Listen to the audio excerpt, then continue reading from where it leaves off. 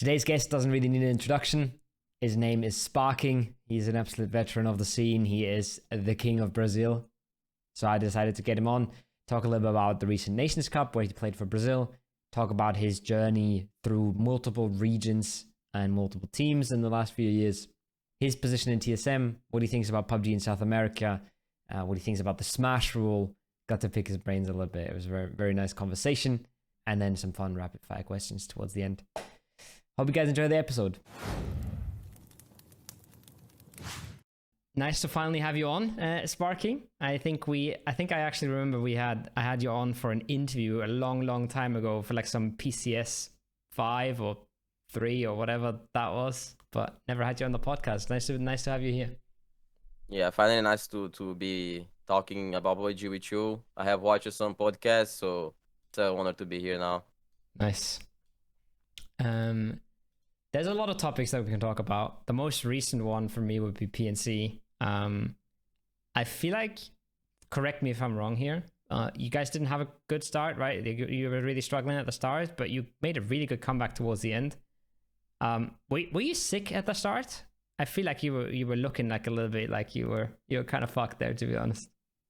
No, I was like, to be honest, like I have been going through personal issues, like family issues. So Oh shit, okay. And yeah, I was like in Sports World Cup, and then I didn't went back to my home country after it because it's too far away to go back to Korea. So I just stayed around Asia. But it was just some personal issues. I wasn't sick at all. I was sick after Sports World Cup, but I recovered fully after. But yeah, we did had a really bad start. I think we did 40 points day one or something. Yeah. And we recovered a lot. Like we cleaned the leaderboard a lot. I feel like if we had that better day one, we could definitely be fighting for top 1 or finish top 3, I would say. Yeah. Yeah, I feel like you guys always kind of finish up there. Yeah, I remember there was one that you almost won, right? I think that was 2022 maybe. Yeah. Where it was really, really close at the end. And then last year you were like 5th as well or something, no? No, last year we were a little worse. I think we got behind top 8. I'm pretty sure. Bottom 8, I think. I remember on there. Top 11 or something. Now, how was the vibe for you? Because you have like a lot of your old teammates are in Brazilian. I think some of them are on the team as well. I don't remember fully who was on which team, who was on A Creche and who was on 00 Nation, but you're playing with some old teammates, but it's really, really different than playing in your own team, right? Playing in TSM. Yeah, I think after I played the Nations Cup, I think it's kind of my vibes. It realized me how good my team is. You know, the structure we built. I mean, not only we built, but they built before I joined that team because the host is pretty old. But yeah, LFP and Gizera, they were with me in A Creche. Robinho, the coach as well. Only the Kraken, that was from Luna Galaxy. It was my first time playing with him in a comp tournament. But yeah, besides that, like, I feel like for every player, it's really different to play in a full random roster against the best in the world than playing with your own team. Yeah, for sure. That's what makes the tournament like so different, right? Because it's, in a way, it's kind of the easiest tournament to win because nobody is in their perfect home team. You know, there's no Sonics that is playing like a perfect tournament or no Twisted Minds. Like, I feel like especially this PNC, it's like even the top teams were saying like we didn't even play that good. Like nobody was crazy good, nobody was crazy consistent. But then every team has kind of their own struggles because it's such a mixed team tournament kind of. Yeah, it's like, I think it's because like there's only 3 days of tournament, and especially that most of the players were in Sports World Cup, so there was no time to prepare, like to practice together. Because I remember Nations Cup 2022, I practiced a lot with my team before Nations. Like we had some default lines, you know, we had some like splits we want to do, some ideas and how we're gonna approach those games. But on this Nations Cup, like we had no preparation. Was basically just like freestyle, you know, freestyle. The only thing we were familiarized was spots because I looted some spots. I EGL from those spots with Legacy before. But yeah, it was basically freestyle, and I think for most of teams, it's like for the same almost too. every team, yeah. Like You can tell. I feel like Korea had like basically like 3 players from one team, and then Vietnam as well, right? So they were kind of like a little bit different, but yeah, people underestimate that. I think viewers are watching and they only see the player names and they don't realize that like this is not a team. This is a completely new thing, and it's kind of weird in that sense. Yeah, I mean, I like to compare football. Not gonna lie. Like if you have, I don't know if people watch or you watch, but Real Madrid Galacticos when they had the best team in the world in terms of paper names, they had every best player in that season in that generation. They didn't want shit, and I think that's the same for Nations Cup. Like even though you have the best 4 mechanical players from a country, I don't think that's enough, and I think that's for teams tournaments too. One thing that people don't value a lot is the time that some things are together. Like let's say Sonics and Twisted Minds, for example. Like the core of that team is together for I don't know how many years, and that's so strong in PUBG because I think PUBG is such a mind game. Like, and I think it's so important. Yeah, and it's yeah, there's so much going on, especially in a tournament so short. Like chemistry and shit just has to go well. Like you just have to click and you just have to go well with each other because you don't have time to fix your mistakes. You're not scrimming. There's no group stage. There's no lower bracket. Like you said, right? Like you start with a bad day one and you kind of can't really win the tournament anymore. Like it just goes that fast. Yeah, exactly. Like there's no room to mistake. Like that's what I thought was crazy too in Sportswood Cup, like the biggest tournament of the year just being a group stage and then a best of 12 best final. 12. Yeah, Fucking like for crazy. $2 million. Yeah. Like I think it's good for viewers, but I think for players it's not that great. Only for teams that build some good momentum. Like I think my team was one of the teams that built a really good momentum. Like we started the group stage pretty strong, and then we just went to the flow. Like I don't think we even had a day off. I'm pretty sure. Like group stage was finished, and then the other day was finals already. Yeah. And it's so quick. It's so fast, and there's no lower bracket. Like there's no single mistake you can make. I was looking through your Wikipedia, and it was like 4th place at PGS4. And it was like prize money 18,000, and then 4th place at World Cup 150,000. It's just like this is like people look at PGS4 and they look at EWC, and it's like, okay, this is 2 tournaments, but it's really not. Like EWC was bigger prize pool than PGC this year, and it's so fast. Like you have a bad day one, you're gone. You can maybe get 8th or 6th or whatever. Basically. Like it's so wild. I don't know. It's for me, like I think as a viewer it was really exciting, and it was like the games were cool as well, right? It's always gonna be kind of close when it's a best of 12. But when you know the player POV, it feels kind of like it feels so rough. Like you just know, like there's so much RNG as well. Like what if you just get 2 gifted zones on day one and suddenly you already have your 40 points, you get like a 60-70 point day, and it's just like, okay, you got good zones, it's GG. Like it's so wild. I mean that tournament was wild. I think from players perspective, I think I played most of the comps starting from PGIS. I still think PGIS was the craziest one because how much time we stayed there, but the Sportswood Cup was just crazy. Like we finished group stage, and then I was like, damn, I'm playing a finals for $2 million tomorrow. Like I remember we were the last. I don't know which group I was, if it was group B or group C, but we played the last day, right?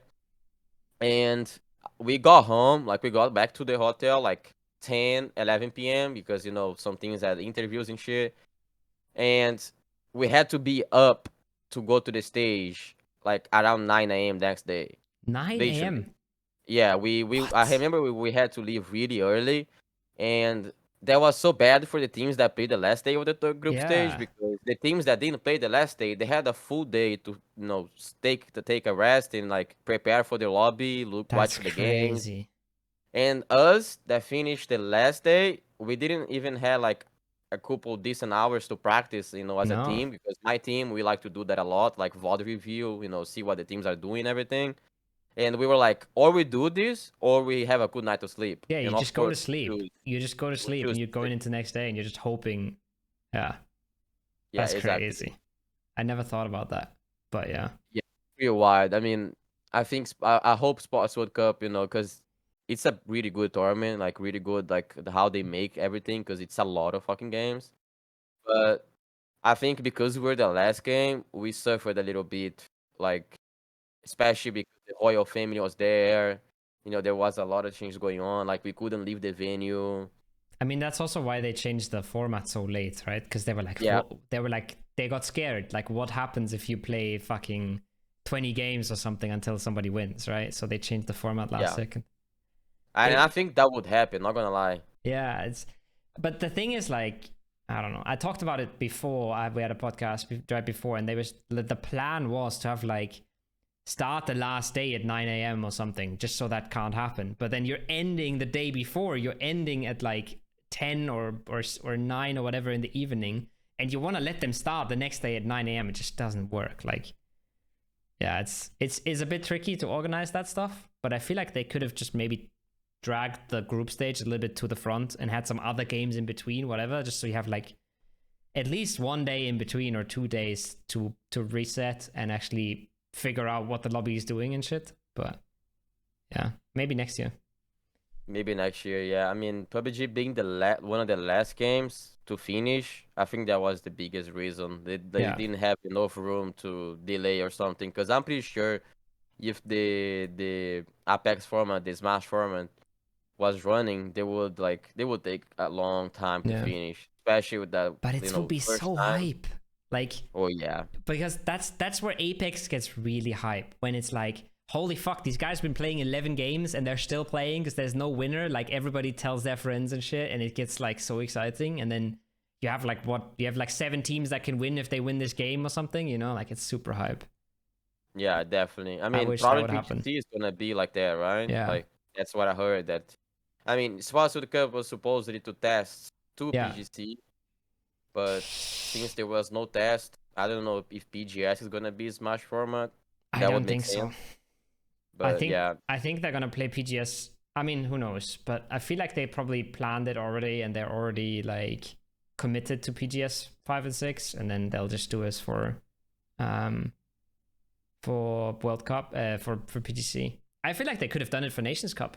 I feel like Nations Cup is perfect to test this shit. Like, it's the same with Rondo. Rondo should have not been in the Esports World Cup. It should have just been at Nations Cup, and I think it would have been way like better. Vikendi, Yeah. On last year, they put Yeah, it's on good. Nations first. Yeah, I think Nations is the best tournament to test shit. Yeah. Like so, but like Because by it's a far. fun event, let's be real, right? Like, that's why there is no group stage, no scrims, nothing. It's just an entertainment event. So Yeah, exactly. And I mean, there's a lot of good teams. Like, let's say, I could be wrong, but let's say China. They don't seem to give a fuck on the first 2 days. They got to the third day and then they pop off randomly. But most of the players, they are not there like 100% like people are in a Sports World Cup tournament or yeah, PGS. it's not I don't comparable. know. Yeah, It's it's just not. fun when you get in the game. You started the playing. You feel like, okay, I'm in a tournament. I'm gonna do my best. I'm not gonna pick a gun and push the first person you see. Of course, I'm not gonna do that. But in game is different. I feel like everyone in game just changes the trigger. Pull the trigger on your mind, and okay, I'm in a tournament.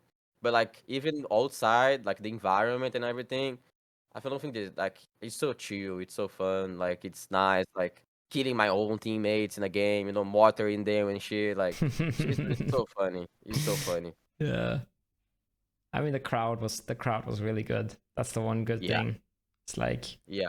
I feel like the venue was by far the best thing about this Nations Cup. Like, I think there was a lot of like issues beforehand and everything was a little chaotic and stuff, but the games were really good and the venue was really good. Just having a Yeah. crowd that's actually excited to watch the games and like fucking loud when they get loud as well is so good.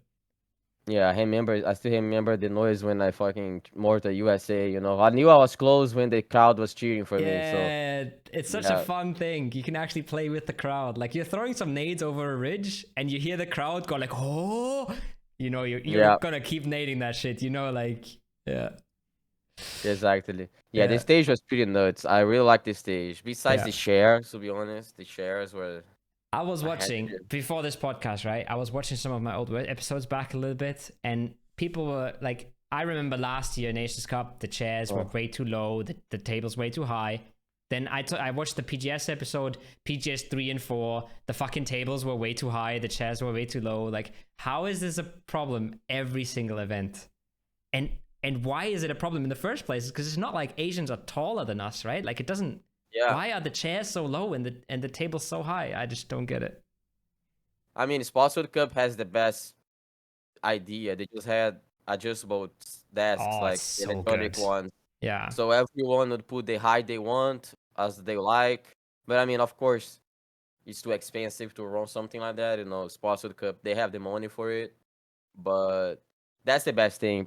Like, I remember the last Nations last year, 2023. Oh my God, that stage was awful compared to this one. Like, I remember, like, we had to walk through your team booths, and every time I had to move someone's chair, like, while they were playing. Excuse me, you know, like, there was no space. I really And like if this stage. everything was Like, shaking when playing somebody there. was walking like above you or something, everything was just fucking, yeah. That reminds me PGIS. If you were, like, the teams on the top, you know, like the Yeah. last ones to fall, we would play all the way to the top. And as soon as you get to an end game and they walking around you, damn, that would shake everything. I had to Yeah. literally just stop the cameras to stop walking while I Yeah. was playing. Yeah, that's crazy. Hey, yeah, stage was really good this time. I think, yeah, like I said, I think that venue is sick, but we'll see. We'll see if that's just the venue they're going to keep doing things in, because they said that they were building a venue, right? They said they were building like an esports arena in Korea. So we'll Yeah, I see heard whenever something that comes like around. a Yeah. complex, right, where we could stay, play, like all in the same spot. Yeah, it'd be sick. That would be wild. Yeah. We had a small tech issue here, so I stopped hearing Sparkingg for a bit, but I decided to just fill in the gap with a bit of a shameless ad for myself. If you enjoy the content, using my creator code would really help out a lot. It's pretty simple. All you have to do is click on the description below, click on the creator code. It will ask you to log in, and then once you're logged in into the Crafton website, you can just click on the text box, type in Kowo, click there, submit, and it really helps out a ton. Really helps finance the podcast. So thanks everyone for using my credit code, and here's the rest of the episode. I think the last time we talked was like you were still at Yahoo. You were still kind of like having fun with like Shimboy and those guys. And then you basically, A Creche was kind of like you made that team, right? That's A Creche is not an org.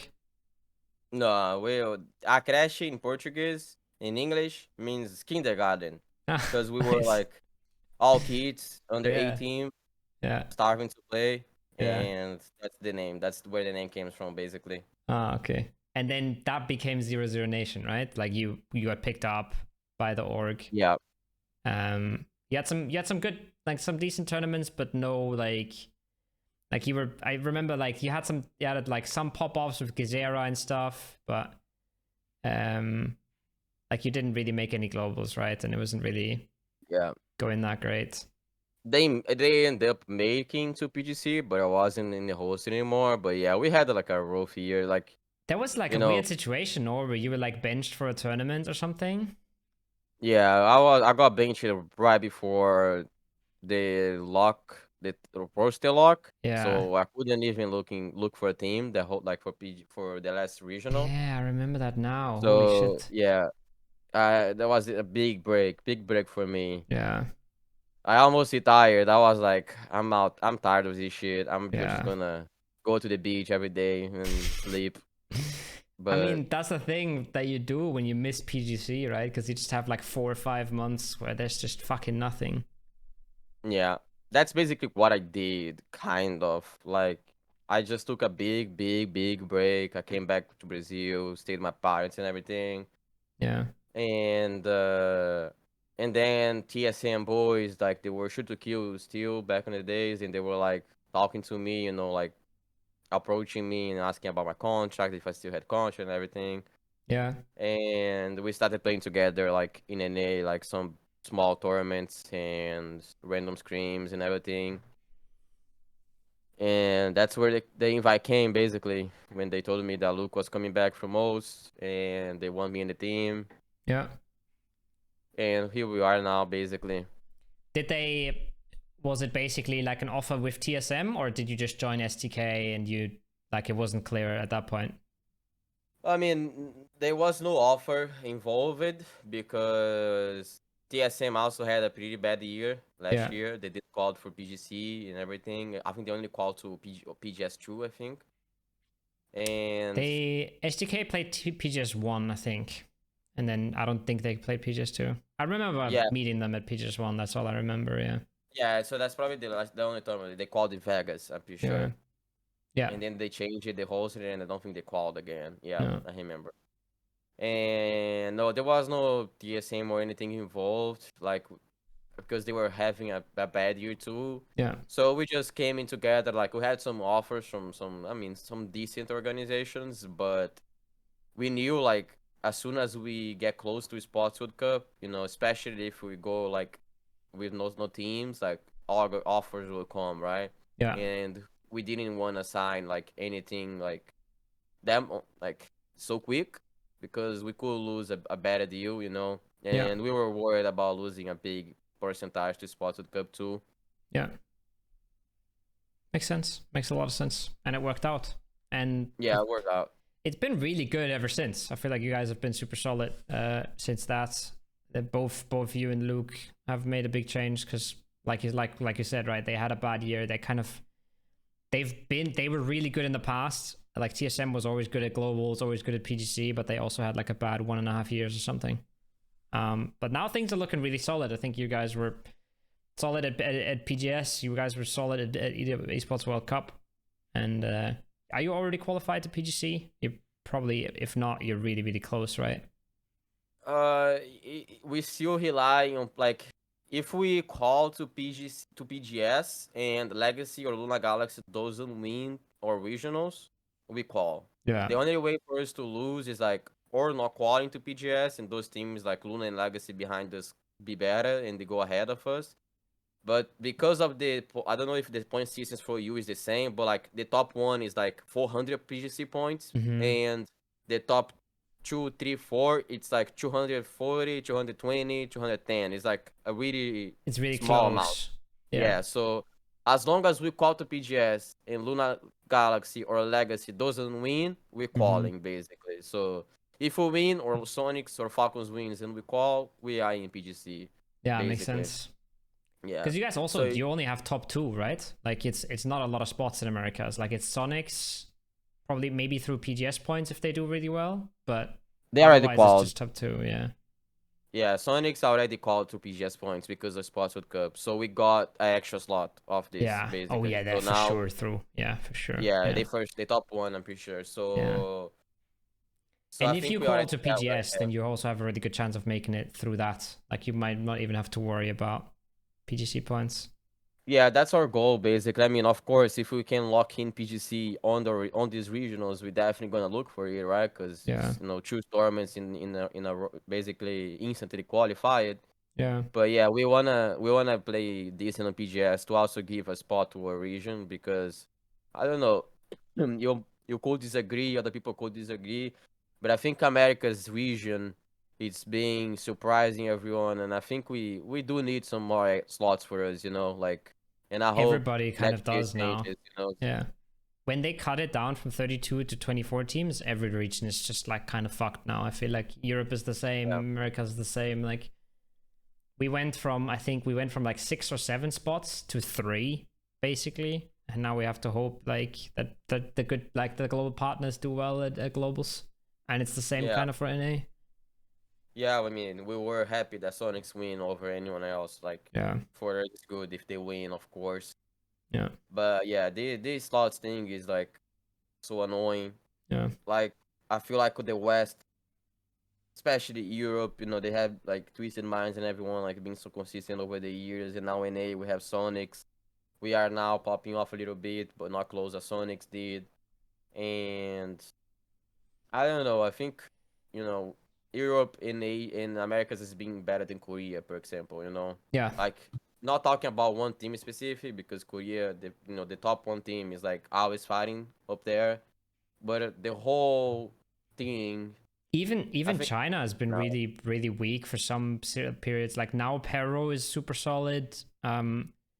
Like 17 had like one good tournament last year and stuff. But like the years before that, for example, there was a lot of years where there wasn't really that much going on. Yeah.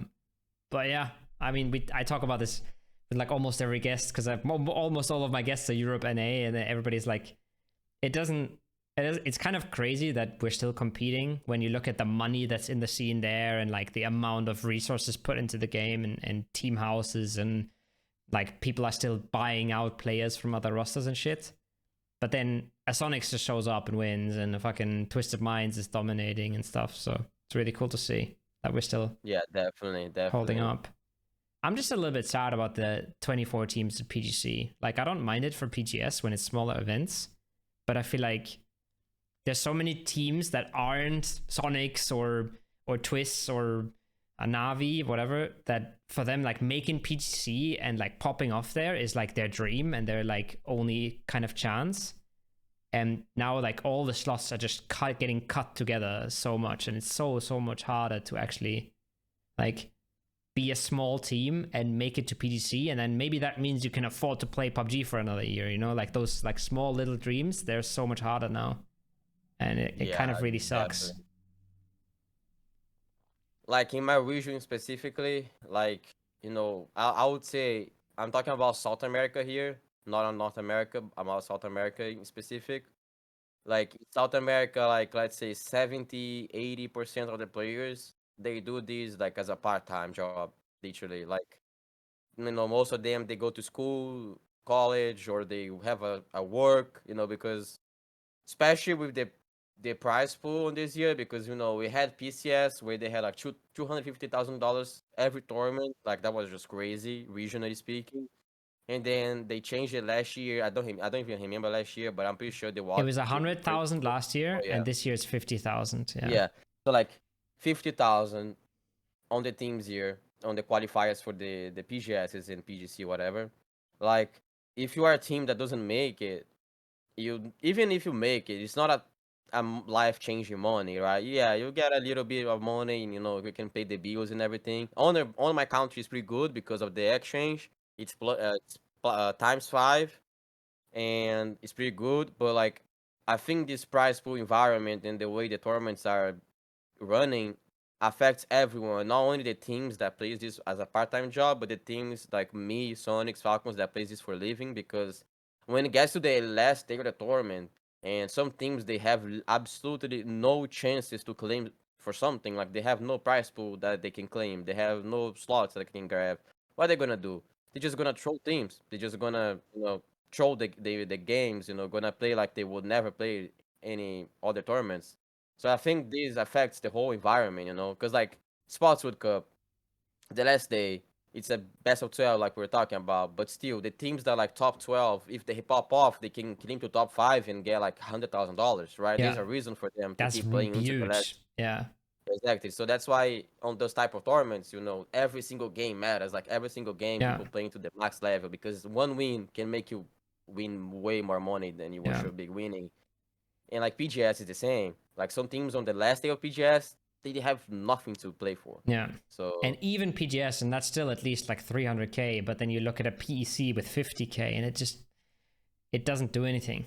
And it really sucks. There's no like, people talk about this a lot. They're like trying to fix the format, you know, like, oh, how do we make it so everybody has something to play for and stuff. But in the end, if there's no prize pool, and it doesn't matter if I'm 12th or 7th, then what the fuck am I playing for? And that's just the way it's going to work. And it's a problem in PUBG for sure. But it's also just a problem where it's like, I remember talking to like the Oath guys before they went to like LG and whatever. And Trevor was like saying like, we're trying to do better internationally, but at least we're farming our region. We're doing well in NA, so we can live off that, you know? We're not getting paid big salaries by our org. We're not Sonics, but if we get first or second every tournament, we can easily live off that, you know? That's massive. And then for our South American teams, like you said, right, the exchange is a little bit better, the cost of living are lower. Like, you can get top 5 every PCS, and if PCS has 250k prize pool, that's pretty fucking good. But now it's just, that's not a thing anymore. Like, you make it to a global and you do well at a global, or you have to have a job. I mean, I feel like you can't blame them in a way. Like, they're just trying to make their esports work, right? They're not trying to give away money for free. but it Of just really course. sucks for like you said, even the big teams, but especially like the smaller teams in every region, I feel like. Yeah. I mean, it's because, I have a different perspective, like, because I came from a region that, to be honest, is like pretty, like, there's no investments from Crafton on our region, like, at all. And this merge with NA and being able to play speed servers, SA and NA was like already huge. It changed a lot how the SA teams playing and how they perform. It's more fair, right? And yeah, it's really sad. I understand totally the business side of Crafton. Like they just cannot just give away money and not have anything in return. Of course, like they Yeah. want to put money in their pockets as well. But I think like Brazil in esports is really big in terms of viewership, in terms of fans, in terms of money, players, and like especially FPS history. Counter Strike, Valorant. Like we have Yeah. really good teams in every And really big game events almost. as well, I feel like the crowds are always Yeah, insane and stuff. yeah, really big events and like at the same way that Krafton start looking to the APAC region, because I think APAC has the biggest viewership viewers now in PUBG, even bigger than China, I think, and that's crazy, right? Like who would thought that China would be surpassed by Vietnam and Thailand? And I think if they put a little bit of effort on, let's say, like it will change a lot for the whole Americas region, because there's a lot of people that watch the game, like a lot of people that watch random videos on YouTube, but there's no people interested fully in the comp scene, because there's not too much, Brazilian players representing outside the Americas. Like there's no opportunity for a lot of people, and there's a lot of good players in my region, but since there is no investment, there is no reason for them to like fully commit to something that can have no cannot have any return on the financial lives, right? Because it's not everyone that it's born with a rich family. It's not everyone that has that lucky, so can just play the game and yeah, well, it is what it is. If I play bad or play good, but yeah, I feel like, bro, my dream is to win Nations Cup just to have a Nations Cup in Brazil, because that would change shit. Like people would see no cap. That would be crazy, crazy, crazy, crazy. I was kind of heartbroken when somebody told me that PGS1 was going to be in Turkey, in Istanbul, and then there was like an earthquake in Istanbul, so they had to move it and they went to Malaysia, and then now there's not been an event in Europe since 2018, since PL times, but Yeah, they have that would GDN have been season so 4. sick. That's all. Yeah. It's also like I don't know. I went to like a community event in Germany. They had like a community meetup. It wasn't like an esports thing, but it was like a PUBG community meetup, and there was like a few hundred people there. And I was just like, even if just a few, like even if half of them would come to an esports event, like there would be like people from the UK, there would be like Scandinavians, French people. Like there should be a lot of people coming. Sure, it's not Korea, where like people actually go crazy about PUBG, but it would be so nice to just have something sometime. Like something in America, something in Europe. It would be so cool. Yeah, definitely. I mean, there's a lot of like, factors behind of these. Let's say, the war and then the visa situation. That's Yeah. that's why I think there's no tournaments in US because, one of the best teams probably wouldn't be there. But if we talk about Brazil, bro, Brazil is open, you know what I'm saying? Like Yeah. everyone could come. It's cheap. It's cheap like uh APAC, like Vietnam, Thailand is cheap.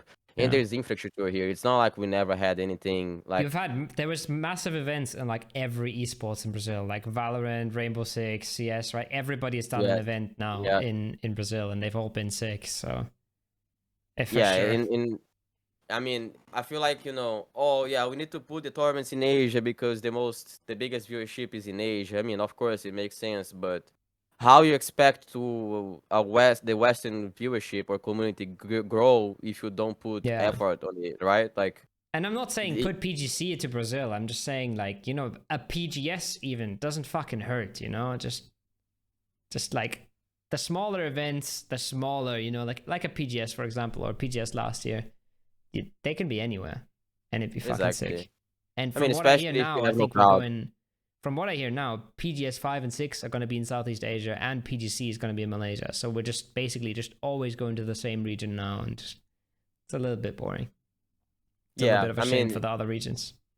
Yeah, it's shame for us Americans, South Americans, and Europeans, of course. Like, I'm half European too, you know, I'm half Portuguese, so I have been in Europe half of my life. So yeah, I would love a tournament out of Europe where like my whole friends could come, my family, you know, because it's not like $1,000 flight to Korea. Yeah. You know, and every time we go to Korea or like Thailand or Vietnam and they have crowd and they ask me, oh, if you have any family that is gonna like to attend, and I say, bro, I'm from Brazil. Like my family is not coming here.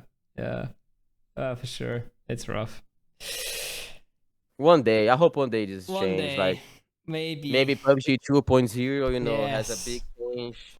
When it starts and it's big everywhere, you know, maybe we'll get something in Europe. Who knows? I'm still hopeful. I'm still hopeful that this game will turn around, let's say, on the western side of the world, you know, because on the east side of the world, like the problem is not that there's no people playing it or watching it. The problem is getting people to the esports, and that's been the problem for the last like 5 years now. It's just hard.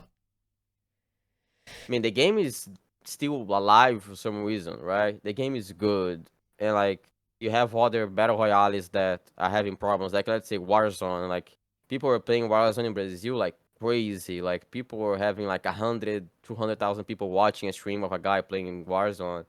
But now Warzone is not the same anymore. And PUBG is still there, you know. Of course, we don't have like those massive numbers like we used to be.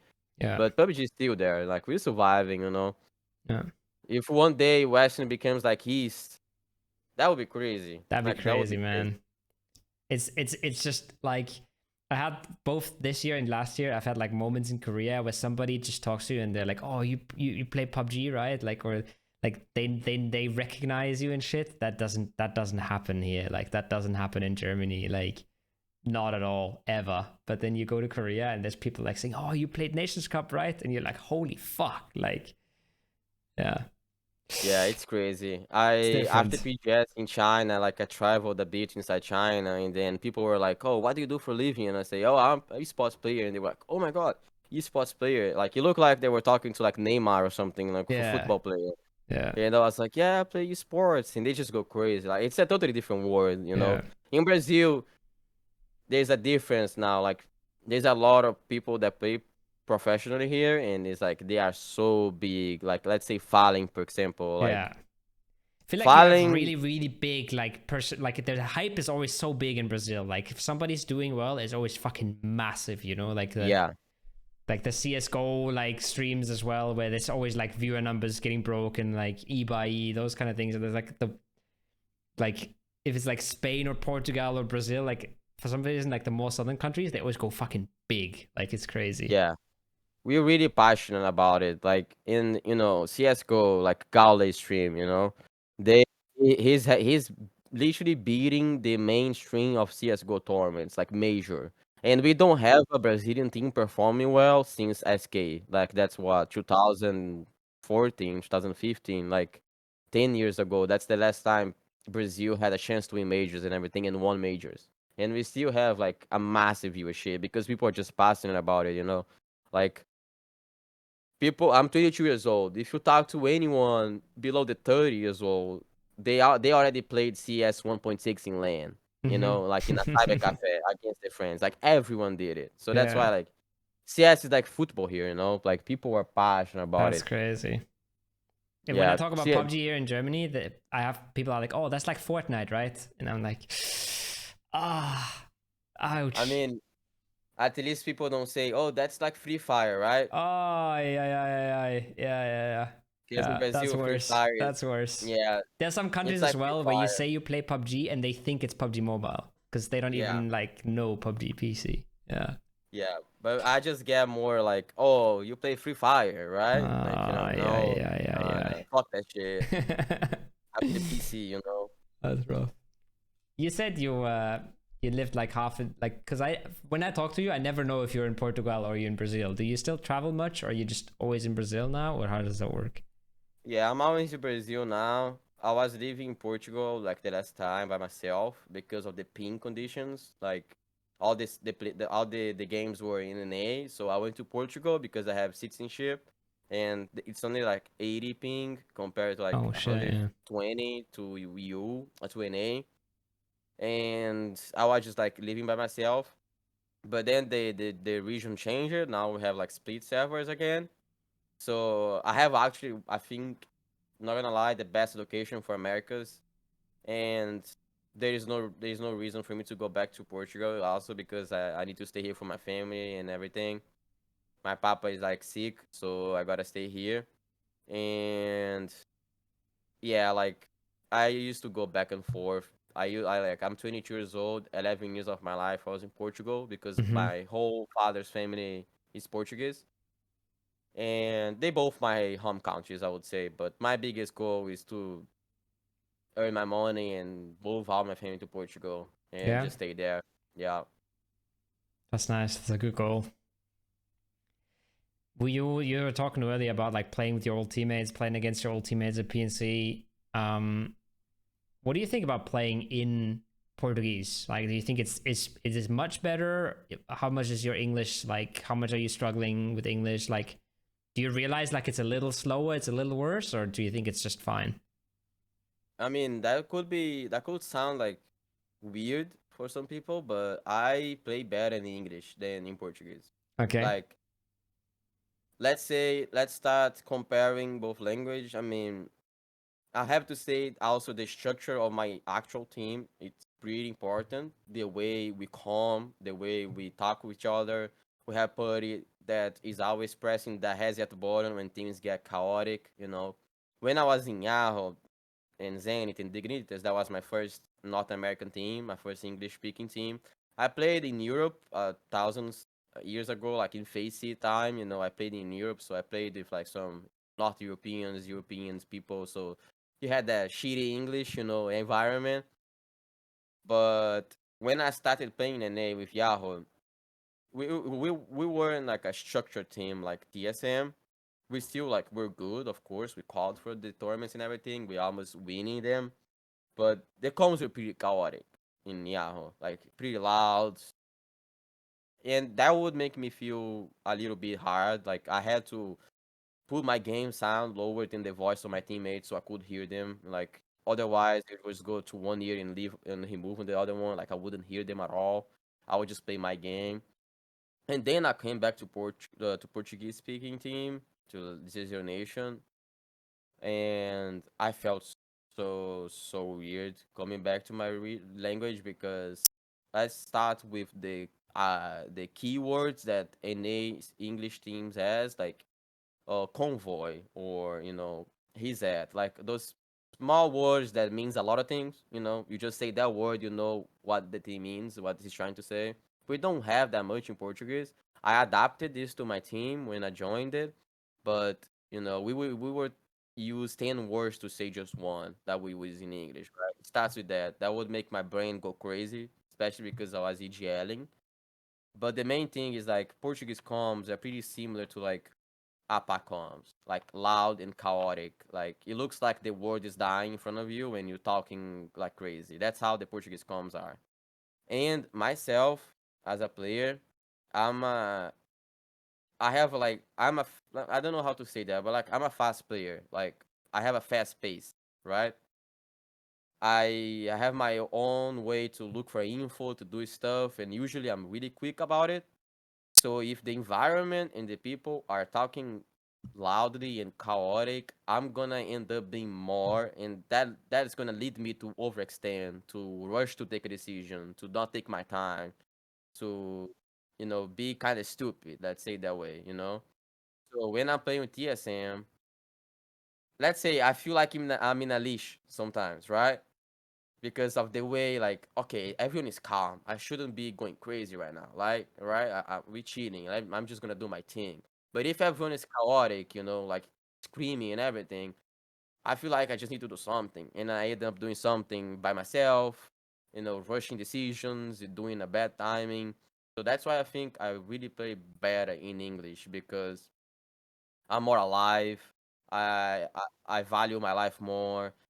I think me and TSM boys, like I think me joining found the perfect balance because I think you might agree or disagree, but I played against him, and I think one thing that they lacked a little bit is some aggressivity sometimes. They got Being stuck a the lot, I passive feel team. like. They were like, oh, we're in a bad spot, and then they kind of did nothing. I feel like Yeah, sometimes. Yeah. yeah, exactly. That's kind of what I mean. Like, and me joining this team, I think that was like a really good balance because most people might think I'm just a mechanically fragger guy that just shoots my gun and comes where people are, but I do more than that inside the team, and I'm really good like being uncomfortable. Like, if I feel I'm uncomfortable, I'm gonna scream to my team, guys, we're gonna die if we stay here. We gotta fucking dip. Let's go to this spot. Like, let's do something. And I think I helped the team a lot with that, and they help me a lot as well when I need to take my time, right? When I need to like calm down and just be slow, because I'm a really different player than let's say most of the players that I'm friends or I know.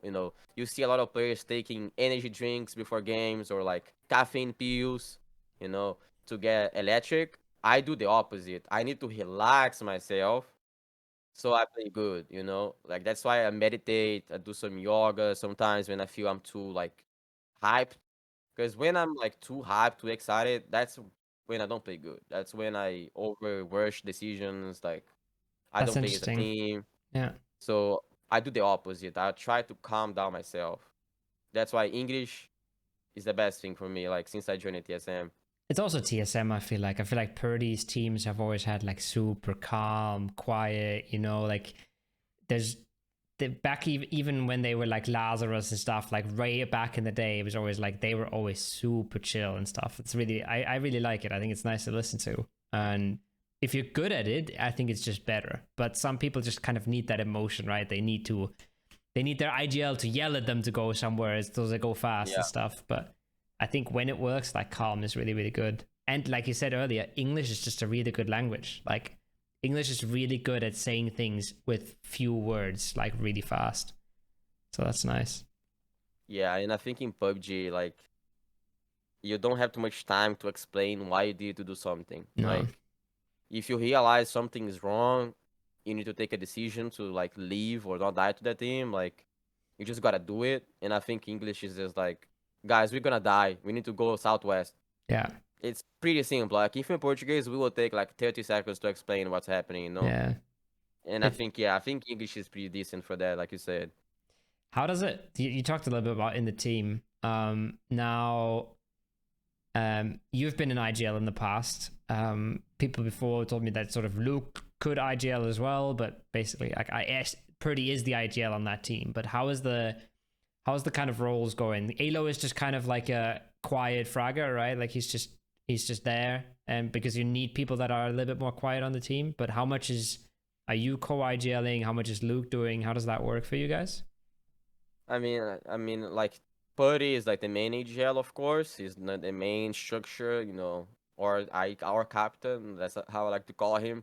And then we have Luke as a co-AGL, because he's pretty touch. He played with Putty and Halo for years, so and from the same spots. And I think that's some things really good playing from the same spots for years. So they have an idea what is good, what is bad. And Alo, like he's more quiet than everyone else, but he still does his jobs pretty well. If he needs to get in for play on in this edge of the map, he can deal by himself.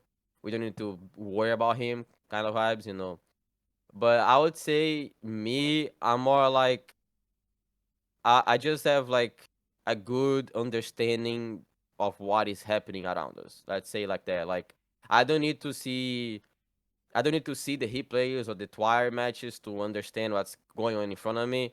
I'm good like reading kill feed and like understanding. Oh, this team is from Shuma. They probably crashed the church and fought the Leo team. Like I'm good understanding the environment around me because I'm always paying attention, always looking for opportunities. Always looking for like some places we can just drive into a crash or a heat crash. So I think that's my strength on the macro of the team. Macro, micro. I always get confused on both, but yeah, macro. But let's say like that. Like I have been AGL, so I know how hard it is, and I know how to make the work easier for the party. I start with that. I know what I can say, what I can do that's gonna make his job easier. So that's what I try to do. And Purdy, one of the biggest strengths, if not the biggest one, it's like dealing with options.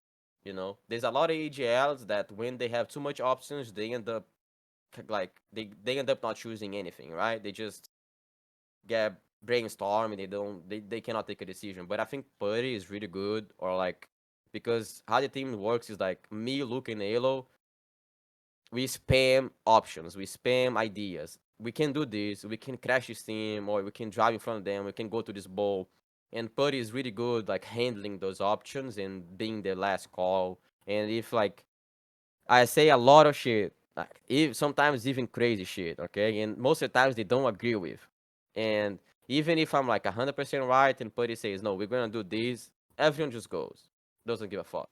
If we're wrong as a team. Doesn't matter. And I think that's like how one of the biggest reasons like we play well. Like I have been in a couple teams and I don't like the team's structure when just one EGL is handling every job in the game. Like, oh yeah, you go here, you do this, you go here, you do this. Like in our team, it's a little bit more automatic now. Everyone knows what's supposed to do, and we are also giving options to parties. So whenever we like in a rough spot or something, we have an idea, an option. You know, we have something to work for, and that's how it's been going so far. Like I think me being GL and then joining this team actually helped me a lot to see like at first when I started playing this PUBG, I thought I was just a brain dead mechanically player. That's how I started playing this comp. I was like, I'm fucking good shooting, so I need to shoot my gun. Yeah. And then I became a GL and I was like, okay, I'm actually smart. I can actually give some good insights and everything. But I realized that I'm not the guy to be the main GL. Otherwise, I cannot put my shootings to work.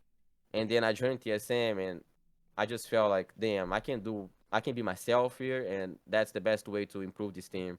And Yeah. I think that's the reason we work it really well. Yeah. It's big. Like taking away work from the IGL is really big. Like what you said earlier is like options. Like I feel like that's a thing, and there's also some IGLs that are really good until there's no good options. Like there's some IGLs when there's no good play, it becomes really really hard. I've been watching the open qualifiers now, like all the POV streams and stuff. And there's some people who have like a really good game plan and a really good idea about the game, but when there's no good option, they're like, guys, I don't know what to do. And then you need someone that's like, okay, we're fucking pulling up here or whatever, just to make sure you get something going. Yeah, exactly. Yeah, it's super cool. Like it's super cool to watch how all the different teams work because every team plays so different. Yeah. Cool. I wanted to ask you about the Smash format a little bit more. We unfortunately didn't get to see it, like the Apex Match Point format. Unfortunately, we didn't get to see it at Esports World Cup, but it's gonna be at PGC. Have you guys played any tournament with it? Like we had the rotation in Europe where we played that format. Have you guys had a chance to try that out or no? No, not at all.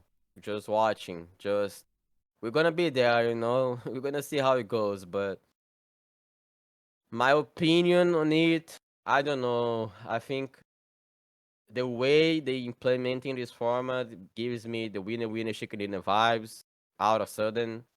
No time to he adapt to anything. And I don't really know how it's gonna be when teams on kill feed can understand which team is where. I think that's a big factor that is not gonna be good as Apex, you know. Oh, Sonic is there. I'm just gonna fucking push them and kill them. Like I don't give a fuck. Like those type of vibes. I think the kill feed needs to be changed.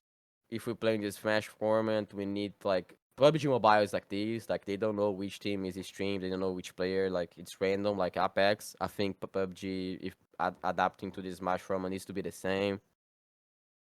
And it's also the how long one day is gonna take, right? Like Yeah.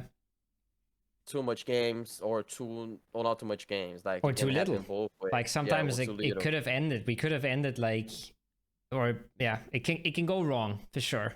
I think it's still cool in a way, like for the viewers and shit. I think it can still be really hype. But yeah, like you said, I think the kill feed's a big problem. And even in Apex, you have a little bit of like people griefing each other just because they know the loot spots, right? And the map's a little smaller. But in PUBG with kill feed, it's gonna be so rough, and it's gonna be so hard to win games. So like, you play better than everybody else, you put yourself ahead of everyone, but then you're the only team who can win. So it's gonna be almost impossible for you to win, and everybody just gets a chance to catch up because you're getting held out the circle by everyone and stuff. So Yeah. it's definitely not as competitive as Super, for sure.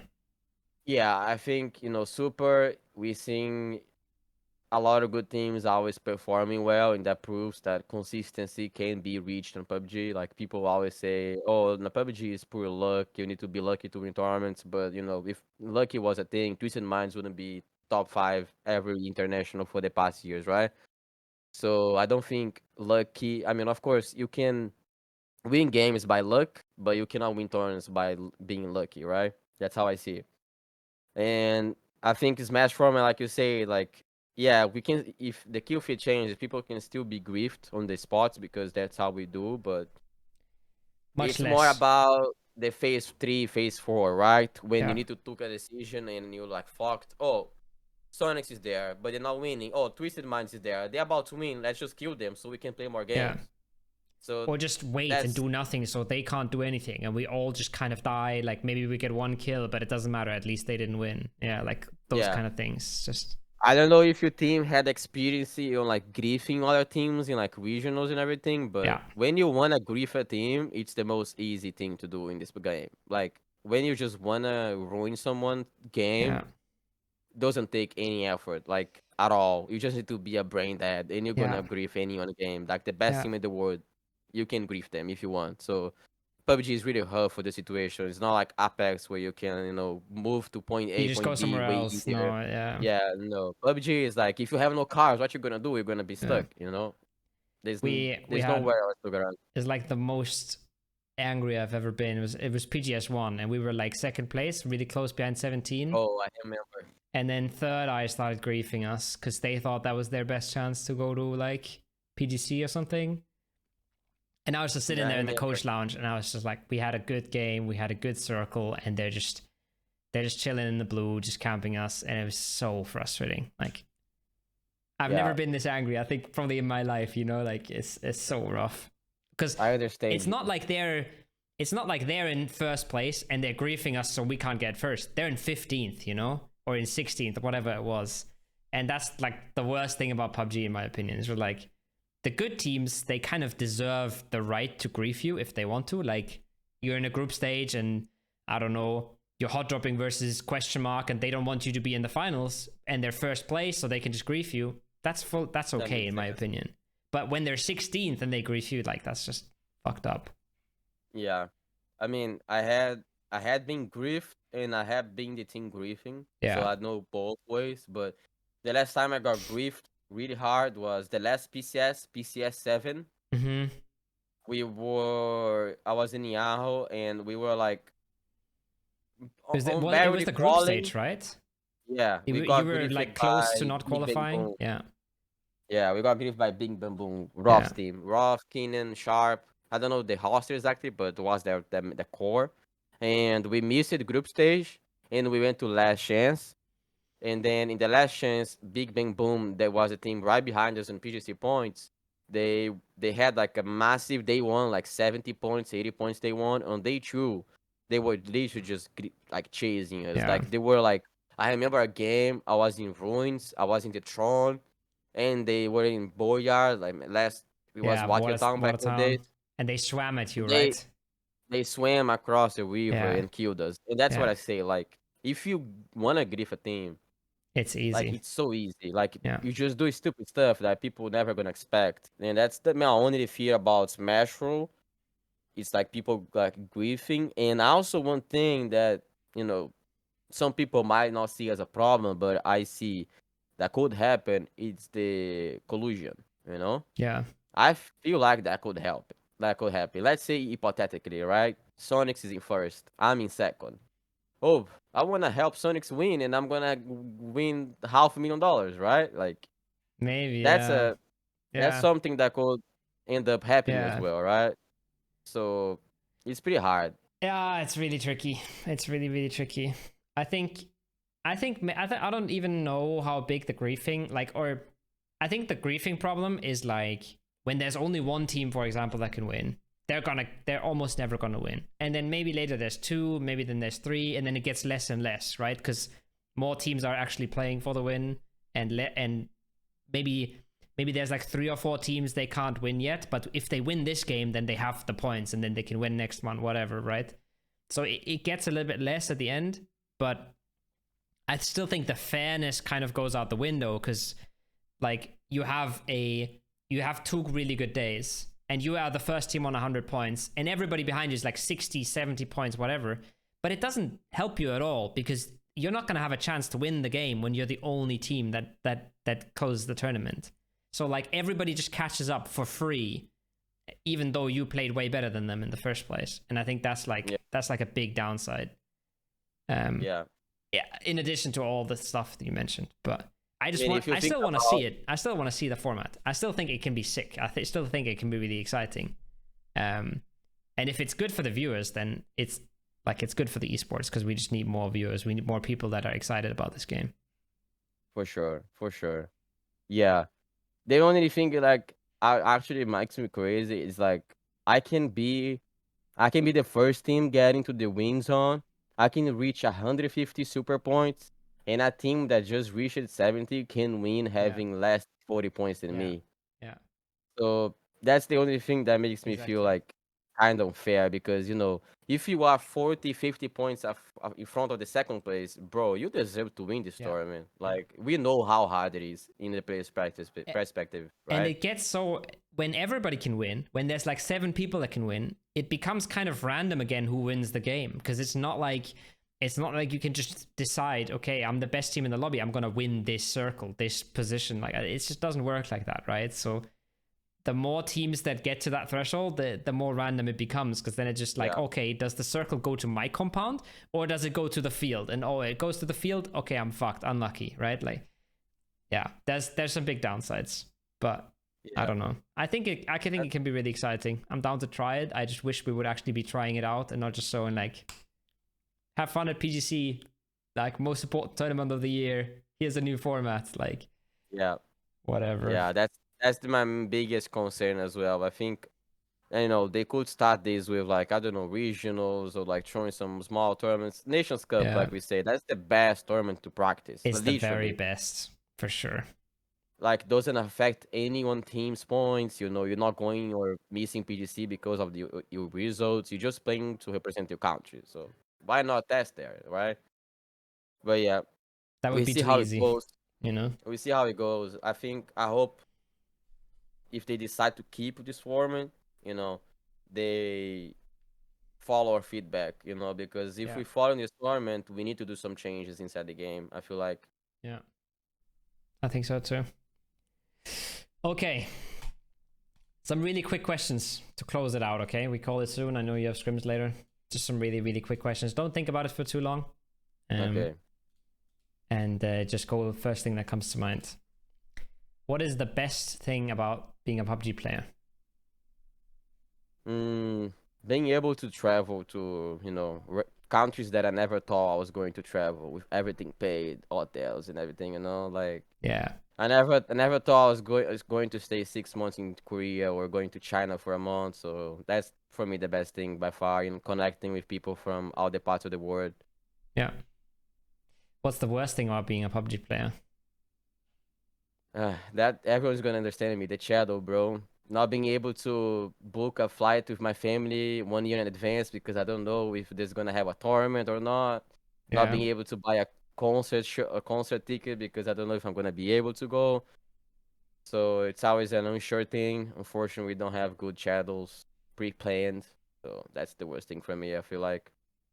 100% agree. That you can never plan, and then suddenly there's 3 months with 7 tournaments, and then there's 4 months with 0 tournaments again, and you're just like, okay. Yeah, bro.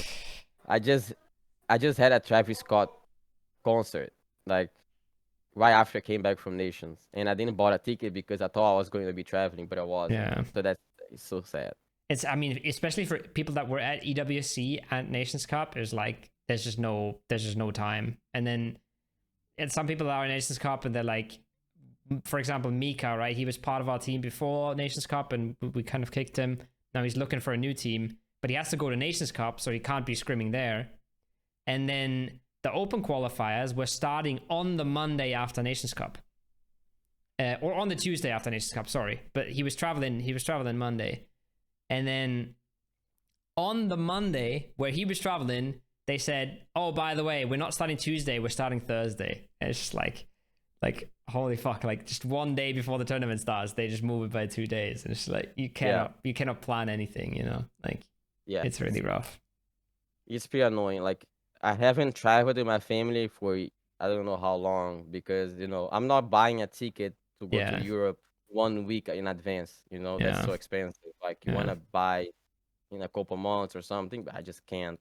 Unless you're a GPT team and you know every period schedule from the rest of the year, right? I mean, bro, I had this when I talked to you about this podcast. You were saying like, oh, we're Group C, we play on this and this day. And I'm like, I asked them 3 days ago what they were playing and they said they couldn't tell us yet. I'm just like, how the fuck does NA have the groups and we don't? Like, we're already invited. You already know what group you're putting us into. Like, please tell us. Yeah. What do you think you would be doing if you weren't a professional PUBG player? I don't have that answer either, bro. I left school to play PUBG. I didn't finish high school. I didn't went to a college. I have no idea which college I will do. Yeah. I think I would be doing something on my computer, like maybe games environment or, like digital marketing, like selling stuff online or like crypto coins. I don't know, something around the internet world. Yeah. Or like a YouTube channel, like traveling, because even though I'm a gamer, I like to travel, I like to skateboard, to surf, to do sports. So that would probably be the thing. I don't see myself having, let's say, a normal job. A normal job. Yeah. That's cool. Who's your best teammate ever? We're talking about mechanic specific or like just everything? Just the best teammate, just who you enjoyed on your team the most, who you think, I have two pretty good ones. You can say both. Punish was like, I think, the most important teammate I ever had. Like, he believed in me when I was like playing South America. If I didn't join Yahoo, I don't think I would be, achieving most of the things I achieved. And he's a really good friend. Like, even after I left, I still talk to him, and I wish he was still like going to the tournaments and everything so I could meet him. And I think Alo as well. I mean, the whole TSM roster is pretty like important for me, but I have some connection with Alo. No, he's my man. He's your man. That's good to hear. Nice. I think that's a good thing to end it on. We've been going for a while. It was a really nice chat. I know you have scrims. Yeah. Thank you so much for coming on, man. That was fun. That was fun. We can do maybe something else, maybe you ask some TSM boys to come as well. Purdykurty, brutally honest. I asked him and he said no. And I said, okay, that's fine. You have a particular reason why you don't want to? And he said, no, not really. I was like, fuck you, man. That's Purdykurty in a nutshell, bro. Yeah. I don't even know too. Yeah, we see. Maybe we do, you have to start doing this in like actual tournaments, not gonna lie, in person. Bro, everybody's been telling me, but it's like when I'm at a tournament, like I'm focusing so much on my team, like I don't want to be fucking walking around with a microphone. I know people want to see it. I know people want to watch that, but I feel really bad. Like, I just want to be focused on my team and I want to be focused on the tournament. And yeah. I mean, in person is so much better than online, but yeah. Yeah. Maybe some point in the future, Yeah, if you have like big tournaments as well, but like I try to do vlogs as well, like a lot of tournaments, and I would do one video and I would just give up. Yeah, it's too much work. It's so much work, and we have so much stuff going on that you cannot do anything else. And it's like you look at a team, like you look at like Sonics or something. They have one guy whose only job is to make a vlog. And it takes him like 4 weeks after the tournament to finish it or something, and he's full time working on that shit. And then somebody's like, just make a vlog. It's like, yeah, bro, like It's Yeah, not that it's easy. not easy. Like I don't want to do a stupid vlog, you know, going to eat somewhere and just Yeah, like having like a high school vlog, you know. yeah. I would like to have something like you're saying, like Sonic's, but you know, you need to have someone It's so just much there. work, so much money, bro. Like those guys are sick at what they do as well. Like, Yeah. yeah, AP, bro, I remember him in Dubai. Like he's crazy. yeah, He's crazy. Like yeah. We had a really good media guy as well with us at PGC, and at PGS1 was really good, but like it's so much work. And it's like, I mean, talk about an event like Nations Cup or something. You don't even really have fucking time. Like, when do you even go? Like, it's like a 3-day event. Even at PGC, maybe you could have fit in at somewhere at PGC, like between the stages or something. But then everybody that's there is also just focusing on their tournament. They want to spend some time with their teammates, maybe, you know, like it's pretty tricky to do. yeah, for sure. But yeah, cool. Thanks for coming on, man. It was fun.